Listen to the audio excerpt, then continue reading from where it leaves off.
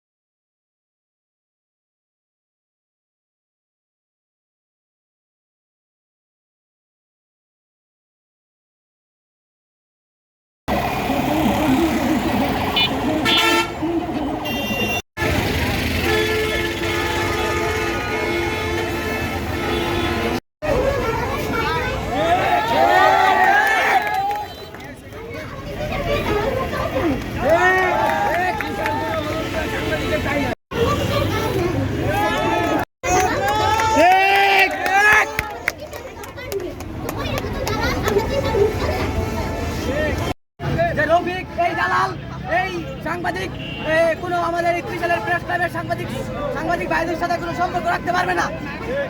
কোনো সাংবাদিক ত্রিশালের প্রেস ক্লাবের রফিক দালালের সাথে সম্পর্ক রাখতে পারবে না।